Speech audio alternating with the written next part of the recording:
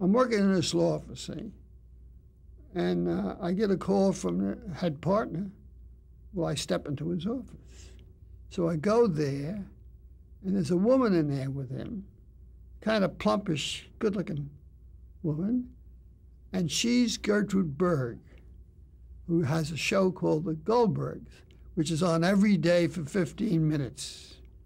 And she's decided to do a show based on a law case with the characters involved in that. So she's in there to find out about the law since she knows nothing about it. So they call me in since I'm the last one hired, right? And they say to me, he says, take her into your office.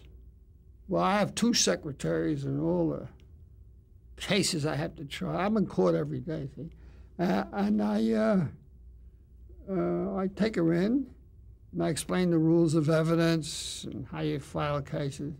And her eyes glaze over. That's like, nothing could be more boring and incomprehensible to someone who isn't involved. So she doesn't know I'm a writer published in Avant-Garde magazine, see? So I say to her, what's the story? Which already was language she understood. And she told me. I said, well, what's the first one you want to do? The first, what do you call it, episode? I never heard of programs. And she told me, and I called my secretary in, and I dictated the show. And then I said to her, now you can change all the dialogue the way you write it, because I don't know how you write. I said, but don't change any of the legal facts. And you're in. She thanked me. She took it and went.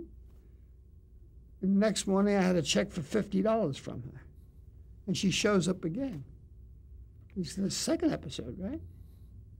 So I said, you know, I have to go to court. I can't spend time like this with you. Although I would like to, since I like the $50. See? And she said, I'll arrange it. And she went to the head partner, and he called me in his office and said, look, from now on, go to work with Mrs. Berg. We'll pay you your check. And when you're through with it, come back. We like you. We'd like to have you here. So I lived on one side of Central Park on the east side, and she lived at the Majestic in 2 floors with servants, and her father and 2 children, and her husband, who were an engineer in the sugarcane industry and all that kind of stuff. And so I'd walk across the park every day, have breakfast with her or her father, and then we'd talk about the show, and then I go home and write my own stuff. How different was her persona in real life? Well, she was, first of all, she didn't speak with an accent.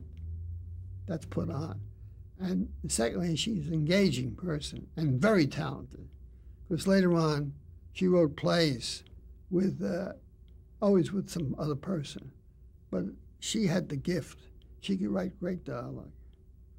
And from her, I learned the classic remark, patience is a vulture.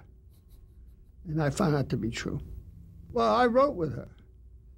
I mean, I would fix it up or give her clues of plots, things to do. And she was very engaging and accepted. I called her Tilly. That was her name. And we got on very well.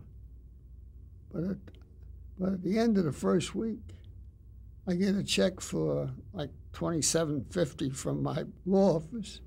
I get a check for $200 from her. And I realized this is a better profession than the legal profession. So I was now making a lot of money.